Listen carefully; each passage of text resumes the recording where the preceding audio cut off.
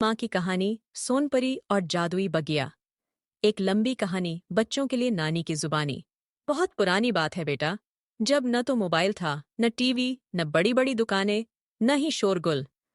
सिर्फ हरियाली थी, पंछियों की चहचहाहट थी और हर सुबह सूरज की किरणें फूलों पर लोरी गाती थीं।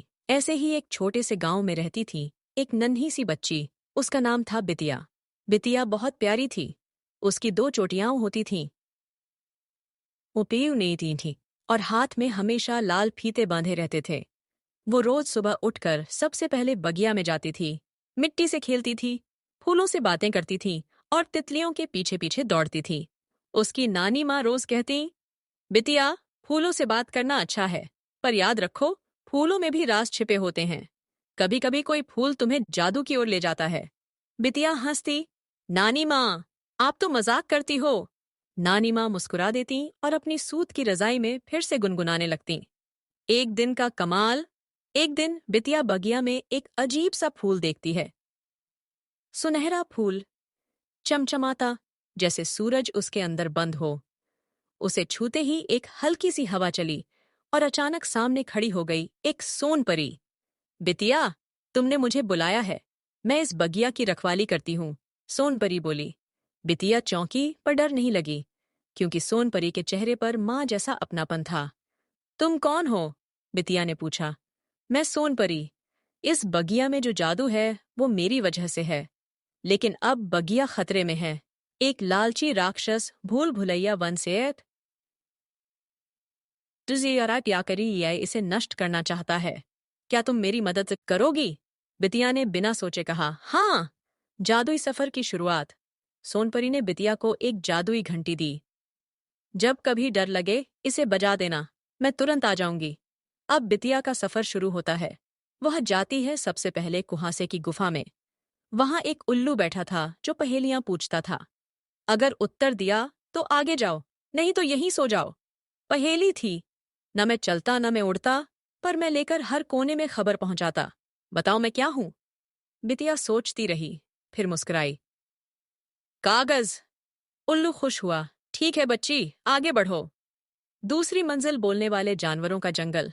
इस जंगल में जानवर बोलते थे, लेकिन सब उदास थे। क्यों उदास हो? बिटिया ने पूछा। हाथी बोला, भूल भुलैया राक्षस ने हमारी आवाजें छीन ली थीं।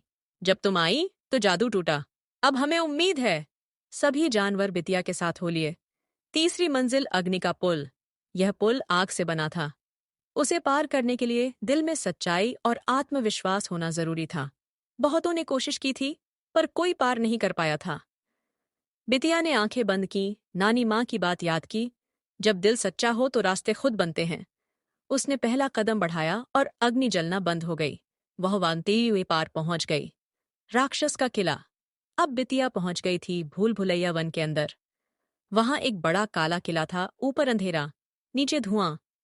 दरवाजे पर राक्षस बैठा था, लाल आंखें, बड़ा शरीर, हाथ में कांटा। कौन है तू? राक्षस गरजा।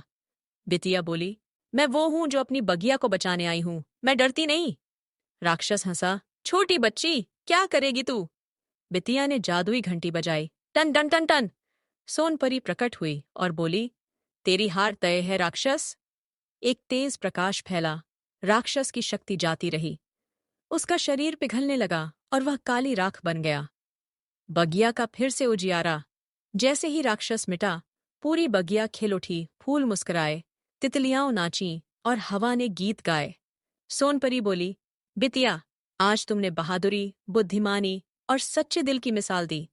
तुम इस बगिया की नई रक्षक हो।